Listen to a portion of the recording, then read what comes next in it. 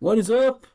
Welcome back to the Be Unexpected podcast with Wyatt Spalding and Jake Burnside. Today we're joined by Fremont assistant basketball coach Seth Williams. Seth, how's it going?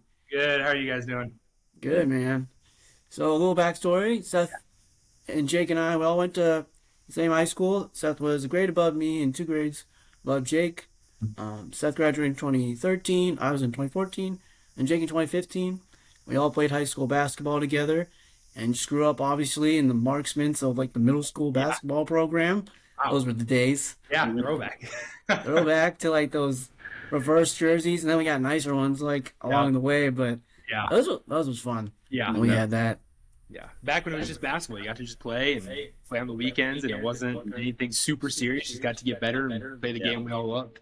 Yeah, exactly. And then like, it was kind of cool like to see like who would really develop throughout the years through middle school, and like it was just cool to like see who stuck with the game, Yeah. who you thought would stick with the game, and but then like the tournaments, like the MIT, wasn't that like the biggest tournament? Yeah, that was in Lincoln and stuff. Yeah, that was when you got to play 4 games a tournament, and there was some bracket play involved. Other than that, when I did, it was a lot of pool play. You just had the 3 games, and wherever you ended up there is how you placed. So, Wow, yeah, really? It was always Dang. on the Hey, you weekend of the state tournament. That was always fun. yeah, Yeah, yep, those were the best days, marksman. yeah. That But was. yeah. So Seth, just about to start off like where, how you grew up loving basketball, and your family is obviously really big into basketball. So why don't Yeah. you share a little bit about that? Yeah, so obviously, the same story as a lot of people, I'm sure, just had a ball in hand as soon as I could. That was when like YMCA and Parks and Rec baseball was like the biggest game in town. There was no Nighthawks, marksman really wasn't a thing yet. So through elementary school, me and guys like Trevor Wiegert were playing YMCA basketball. And it was a really cool experience for me. I got to fall in love with it, I think, a little more and a little quicker than most people, being around, the varsity guys. So my dad was coaching there. I have vivid memories of playing YMCA basketball, and they would come and watch me. I don't know if he made them do that. I don't know if they were just genuinely interested in doing that, but that was a really cool experience for me. At 9 years old, getting to play in front of, my dad's players who I idolized and looked up to at that time. So it was always basketball.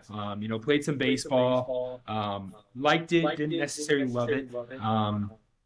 And basketball just kind of came my sport in high school. And as you mentioned, family super involved in it. My mom, she's all 6 foot. My dad and brother obviously played as well. And I'm sure we'll get into it a little bit more, but it was just such a unique experience for me. Ups and downs. Having my dad as a coach, having dad be dad and basketball coach at the same time. And then my brother is, as you guys know, we've had some talent of his own as well. It just having to adjust to that a little bit. Now I look back at it and I brag about it. The game he had against Creighton Prep and how good he was. But when I'm a senior in high school and I'm suiting up with my brother, at the time I'm like, gosh dang, like I had to work to kind of get in that varsity, and I had 6 other seniors in my class, and he grew to a nice 6'6" by the time he was a freshman or whatever it was, and got to suit up, and I had some realizations at the moment that I recognize as a significant moment, but really not until later in life that I really kind of appreciate the coaching dynamic I had with my dad, as well as my brother being a teammate. Yeah, yeah, and that's quite the dynamic. So with your family all in basketball, talk about growing up. Your dad is the head coach at Fremont, and you and Ryan are doing the marksman, the YMCA ball.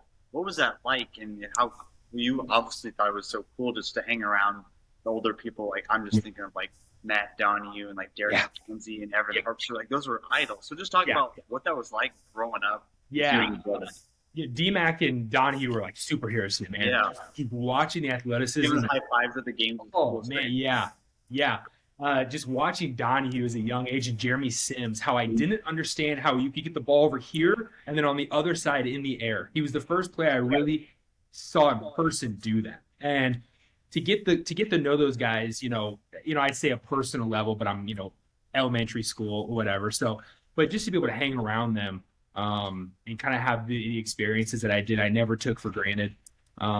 Me as a player through the Marksmen had a pretty solid squad, and I think the thing I appreciated that my dad did was always putting us kind of in that silver gold division where we went up against Connor Lusso when he was, playing for the Millard South AAU teams. And that's really kind of where it was for me. I didn't do too much outside of OSA. Didn't have. I had to work at it, and there's nothing wrong with that. Like I said, talking about my brother, love him to death, but I didn't fully appreciate how awesome it was for him that he just had something special. To be able to shoot the way he was able to do, at the size he was, but also kind of have some post moves as well. And so he got to play a little more. And that was kind of where I would say kind of the envy and jealousy kind of came initially for me, was when I graduated and he was playing. I think it was with the Shooting Stars, or one of the Lincoln programs at the time, where he played with Tristan Stinson from like North Star. Those were friendships that he had for a long time, and just never got to fully experience that for myself. And it took me a while to realize, why that was. Probably a lot of misplaced anger at parents, but in reality, it's just kind of, when it comes down to just kind of regrets I had on my own, just not hitting the weight, not maybe taking conditioning as seriously as I needed to, because I didn't have the natural gift and the abilities that my brother had. And that was hard, just to kind of see the different paths we were given and took, just based on ability and the lack of probably time and effort I put in at that time. Yeah, and then I mean, what was it like for your dad to always be your coach? Because was he also your coach like for marksman in Yeah. middle school? Yeah. So, how was that for you then? Like, because your dad is your coach in middle school, and usually like our dads, they're not gonna coach us in high school, Right. Yeah. So it's like, oh, we kind of like branch out, but your dad's always there, which was probably cool for you, but also like, being a teenager, maybe frustrating too. So how was that for you? Yeah, the cool part is you're never late. You're always on time and everything. He's right there, so you got to get there. Yeah. The downfall is, I'm sure he'll be the first to tell you too, is we didn't have a lot of conversation that we probably needed to be had. There probably just needed to be communication about, hey, here's how I'm kind of feeling. Here's how I see our relationship. Sometimes basketball was brought home. Sometimes it was brought to basketball. Those were more rare instances, but it did happen where maybe conversation was needed. I remember it was kind of in my senior year where we kind of had the idea to talk to Coach Niehaus, and the conversation was, if my dad kind of gets on me at practice, Niehaus will come over, have like a separate conversation with me, make sure I'm mentally good, ready to go, still checked in. And I wish that was something that would happen in my freshman year. The positive side of it, and the reason I have the relationship I do with my dad today, is having gym access whenever. If there's one thing I could go to back in basketball, it's the late nights just shooting hoops with them. Just we go play around the world, 5-spot shooting, 7-bucket, whatever it was, and he would just rebound for me for hours. And those would have been times where I wish I could have that conversation. Hey, I want this. How can I get this? How can I not be, 6, 7, 8 man, whatever it is? How can I get myself into that rotation? So I'm living the way I want to. So I don't have any regrets, down the road. And that's why I'm going in and doing what I'm doing right now. To coach and to teach, is I'm living with these things, and some of them get better, some regrets stay with you a little longer. And I don't, if I can do whatever I can do to help others not have that and not carry that burden, by just teaching how important communication is, just feeling what you're feeling, and then so it's okay to talk, and that there's going to be somebody there to listen. That's why I kind of tell my guys, we just coached the freshman tournament this week, and the freshman state tournament just happened. Great group of kids, Zach Heaton, Coron Gallatin, Nolan Benning, guys like that. All the jokes and me kind of bonding with them, just being closer to their age, it's for a reason. When the important things happen, And when major issues come up and I see they're struggling, I want them to listen. I want them to know that I'm putting in the groundwork for them to trust me. So when something comes up and it matters, and I think it's going to help them and save them some heartache down the road, they're going to take that with them and hopefully better themselves. Yeah, that's really really cool how you saw yourself back in high school and your regrets you've had coaching the freshman team, and you want to help them not have those regrets. So you want to talk about, you shared a little bit about some of the regrets you said about gone harder in conditioning or weights, but maybe want to dive into specifically like Yeah. a mindset or just what you regret specifically. Yeah, balance. Balance is a big thing. I wasn't a big fan of school either. I wasn't flunking classes by any means, but I wasn't overly studying either. And I understand that the most important thing as a high schooler when you're in it is your girlfriend, right? Yeah.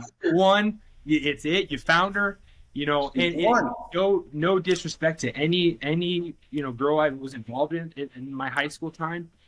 But me as a person just struggled to balance basketball, school, social life. Yeah. And basketball, unfortunately, was a major back burner at a lot of the times. And unfortunately, that's a big regret of mine because of how easy I had access to the gym, to the weight room. Hey, Dad, can I borrow your key fob? And I'm on my way. And I didn't do that enough. One of the other specifics is weight room specifically. I remember, just kind of having a certain weight and that felt good and that was it. I don't know if I put on more. Could I have done more? Could I have at least felt the weight to know next time I come around what to expect? Right. And there was just never an understanding of what happened if I would have pushed myself.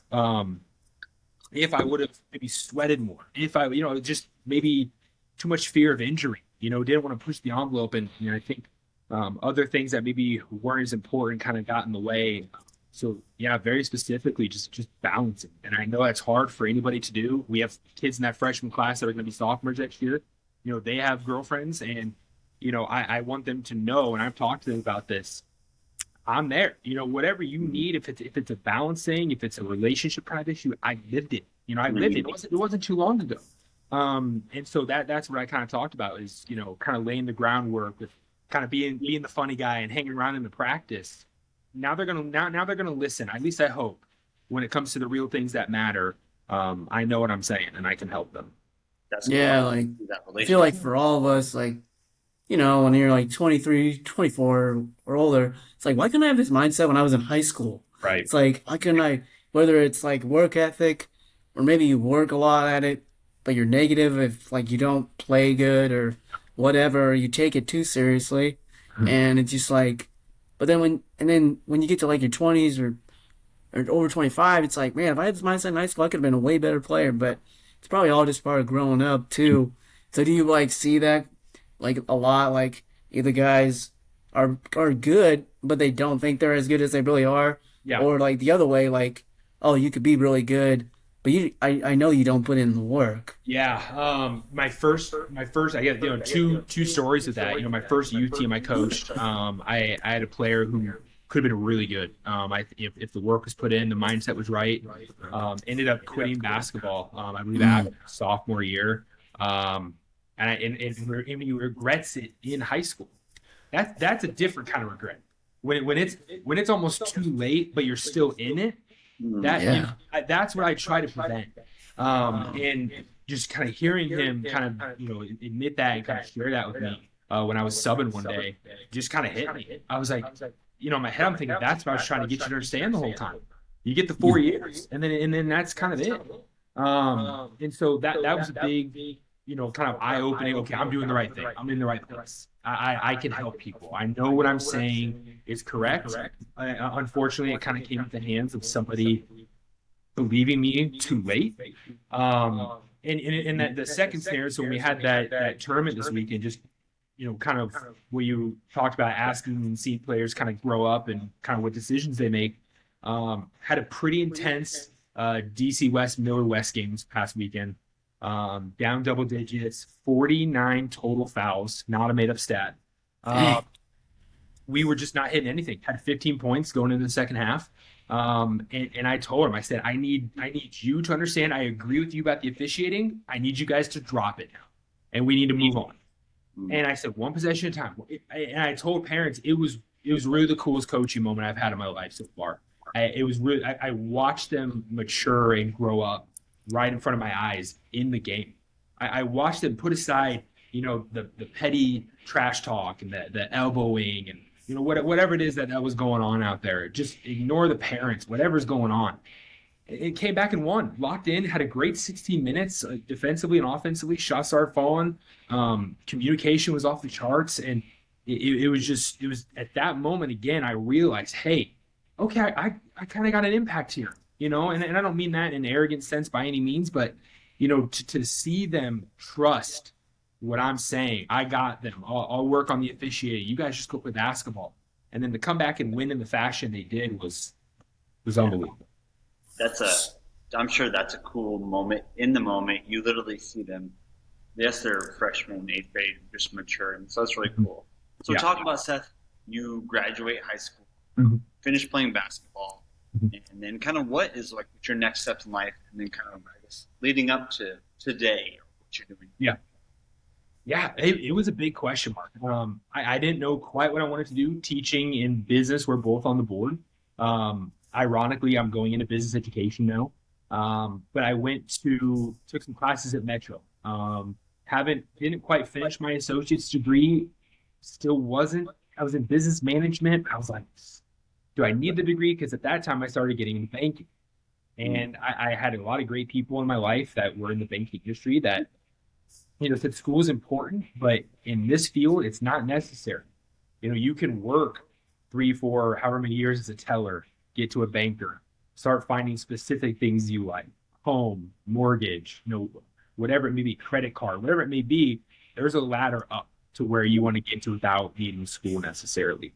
And I did that for 4 or 5 years. Loved it. It's unique to be able to kind of help different people in different situations. I know a lot of people don't like it every now and then, but I've been super fortunate to work at a few banks where I loved my coworkers. It really didn't feel like I was coming into work a lot of the days just because I enjoyed being around who I was with. And I'm super lucky for that because I know it's not always the case. Towards the end, especially these past couple of years, just kind of had some thoughts creeping in, was doing more of the youth coaching.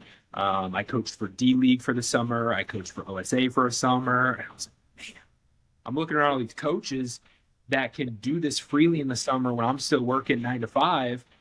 And I'm like, I kind of want that. And so that kind of started creeping in.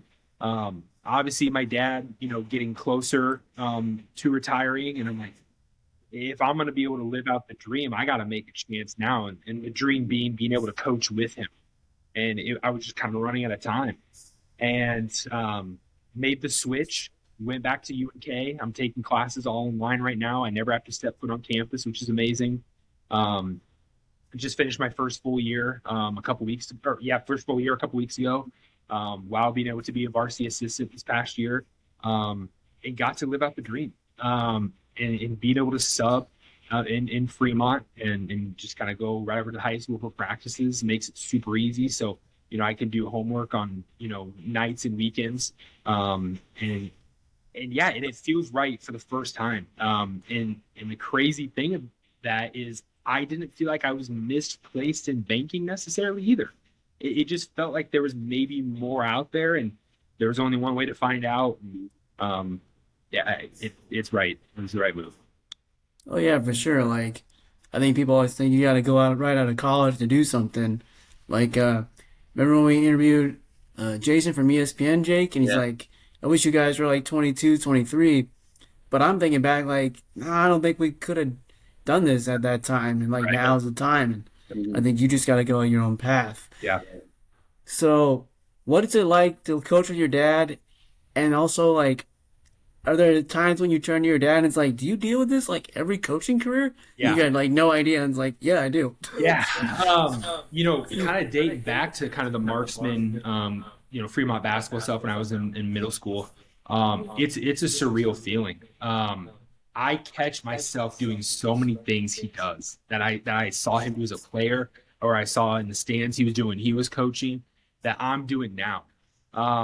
You know, it is a surreal feeling to be able to watch that and then to be able to do that from learning from him.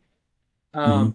And I tell people all the time how many people get to actually have a dream and then live it out. And Mhm. you know, it's and like I said, it wasn't easy. You know, it wasn't. You know, I'm leaving a 5-year banking career where I'm pretty well established, and taking this jump in, but wouldn't trade it for the world. Um, so that part specifically is amazing. And being with him on the staff, and just I know he appreciated it too. I appreciate just the conversation. Because we're young. We were starting 3 freshmen, a sophomore, and a rotating junior. And man, Class A, that's tough. And it was we took our lumps. It was definitely a roller coaster, but it was amazing to be there with him, for him, have that conversations with him, and learn from him.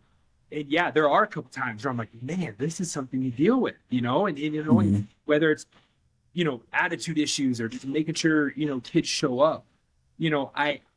I really learned that it's not just all the sunshine and rainbows. Hey, I'm the varsity head coach, and I can go out there and coach on Friday and Saturday nights. It's work. There's 2-hour practices or whatever they are. Having to have plans for everything, dealing with lineups and rotations, and it was really an amazing first year that's hard to put into words. I've posted a couple of them on Instagram, but just the pictures I have, to see that him and I are like coaching together is awesome. I'm sure that there's a lot of like cool memories this year, but do you have any memories of you and your dad in previous years, or you and Ryan just like look back and laugh, or like why did I say that? Like what? Yeah.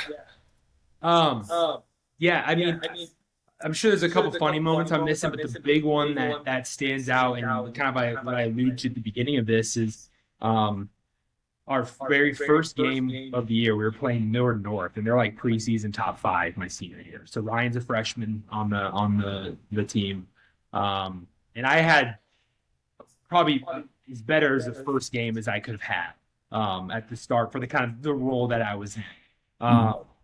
Hit a 3 right in front of their student section, which was awesome. Got a rebound, which I know people aren't going to believe when they're hearing this. Went down, made both free throws. But the coolest thing, and this is by far, is Ryan gets checked in. And we're up, 15-20 at this point, which is amazing in itself because they're preseason top 5. Mhm. And I get the ball at the top of the key, and I got a guy flying out at me, and Ryan's under the basket on the right side block, and I get the ball to him, and he lays it up for an and one layup. And it was my first assist that year. It was Ryan's first points. I don't know if there's a cooler moment for my dad as a coach to watch that, to have that happen. I don't know if there's it's my favorite basketball moment. I know Ryan scored 37 with an alley-oop dunk against Pratt, but I'm hoping that Millard North memory moment is up there. But Number 2. yeah. How do you describe that? That. So that for me is far and away, and that's when I rest, because at the beginning of the year when he's practicing, I'm kind of ticked off a little bit about it, and I'm like, God, I had to work for this, and now he's already suiting up. But then that moment happened, and you look back on it, and you're just like, you couldn't have drawn it up any better. One quick question: do you guys remember? So you guys played, was it Millard North in the districts? Yeah. So we played towards the Millard year. North. He's in And Ober I'm district. sitting on the bleachers, and tell me if I'm wrong. Just the Gustafson guy Yes. crammed it all over Uyghur. Like it went right over it. Was it weird? It might have been. I think. That's what I It think. might have been. I think you're right. I know he He did just- have. Oh, Yeah, and that game was unfortunate because I think I led us in scoring that game, which was a problem. If that was happening in the district game, I think they had a pretty good game plan for Mitch, which was unfortunate. But yeah, so that I think that was Trevor though.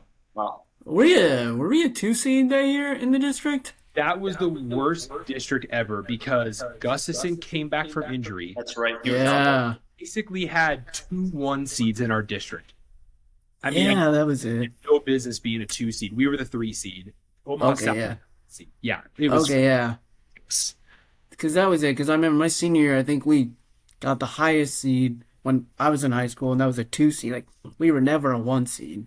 I know Right. that. Yeah. But for some reason, because like your senior year, we were decent. We were like 500. Yeah. And we were like, I think someone told me, might have been Weston's summer coach that told him, but we were like one of the biggest teams in the state your senior year. Because Yeah. we had so much height on that team. Yeah, we I had remember. Zane Zentek and Conrad Meyer transferred in a couple years ago. He was every bit of 6'7". I mean, yeah, we had some pretty Yeah. yeah. And then Mitch was like 6'8" already. Yeah. And, I mean, oh, yeah. Oh, wait, no, Noah didn't play that year. yeah. But, yeah. Up in Dylan Rector, I mean, And then was Ryan. Yeah. yeah, and then And then Ryan, Ryan, you who was were- like a freshman. yeah, It's like four guys over 6'3", 6'5". Trevor 6'3". I mean, we had some Yeah. height across the I'm board. pretty sure, I think Wes was like in the starting rotation. It was him and Jared, and maybe was Roch 6 foot? Jared Roch was 5'11", pushing 6 Yeah, foot. so Wes and Roch, Yeah, and then Jared were like, but they're the point guard, so it's like, of Yeah, course they're yeah. not going to be Yeah. like 6 foot, but yeah. So you guys are starting. You say you started 3 freshmen? yeah. We started Like- 3 this past year. That and hasn't happened since like, was it Connor Niehause's freshman year? that might be. That might. Yeah, Be. I remember that. It eventually got in the rotation at freshman year. It might have been. Yeah. Yeah, because I remember when he was a freshman, we were super young. I mean, Yep. so how's the team looking for this upcoming season with summer and everything? You know, the great thing about this group is a couple things. One, they're good friends, which is Yeah. awesome. And I think Fremont has been very lucky with most of their classes to have that. You know, this group in particular, with kind of stuff they do in the summer, working out. We have a couple guys that are working on a workout program, so they're hanging out every day. We have another guy that's playing AAU basketball for the first time, and he's getting a great experience out of it. But in practice, they do a good job of not letting each other get angry, upset, whatever it may be, letting emotions get the best of them because they know each other well enough to kind of get the nerves down, or get the frustrations down, get the anger out. And that is so important. That makes it so much fun. We were lucky enough to go to South Carolina this past year. And that's kind of the second part of this is the parents, and they were a huge part of that. But we were lucky enough to go there this year. A great bonding experience to them. I think they'll probably remember hanging out in the hotel. We had a kid see the ocean for the very first time in South Carolina, which, so those are things we've been lucky to have, especially for, how young we are, to have those memories and experiences, to kind of bond. And like I said, kind of talking about the second part is the parents, especially for, that freshman class going in their sophomore year are awesome. I mean, I can't tell you how easy they made it for me, my dad, and Cody to be able to just coach and focus on basketball, not only the whole year, but especially in South Carolina. Laundry done. Where are we going to go putt-putt? Making sure the kids aren't just hanging out doing nothing in between games, making sure we had food and everything. And so that is what makes this group special. What's next year going to look like? Still missing the height a little bit. We have a kid, Nolan Menning, probably about 6'5", right now, maybe a little taller, who has just come a tremendous long way. And so, I think it should be better. The hack was maybe the best I've seen it since I was there, with like Gunnar Peterson and Reed Williams at Southwest, and Clayton Shepard and at East, and all the was his name Day at Southeast. I mean, the hack was loaded. Yeah, BJ Day. Yeah. Yeah, BJ Day. Yeah, Yep. But this year even more. It was 6'6", 6'7" Southwest. 6'8", 6'8" Southeast. I mean, it 6'8", 6'8" Lincoln High. Well, they graduated. The height graduated for the most part, and I think that's going to help us a lot because our guard play is really, really good in Keaton and Gallatin, and I think they're taking steps in the right direction to be complete players. But the important thing for me and the thing that's great for me to watch is how they interact with each other, picking each other up when they're down, stepping up and being leaders. one guy can snap at the other, and maybe snap's not the right word, but they don't respond negatively. They hear it. They know what it is. Hey, I'm going to help you this time because we're in the game. If we need to talk about it in a different manner after, we're going to do that. And that's what makes it fun, and that's why I think this group and this class is going to be something special. Nice. So now, just kind of share what you're up to now. So share with us, you're the head freshman coach. You're going to be doing some cool stuff this summer. Kind of share what you're up to. Yeah, so and that all kind of happened within about the same week. So I got hired as a freshman coach, signed that contract. That's officially official, which is awesome. And then while subbing is great, I can only do it during the school year. So kind of had to find out what I was going to do in the summer. Had a few options lined up.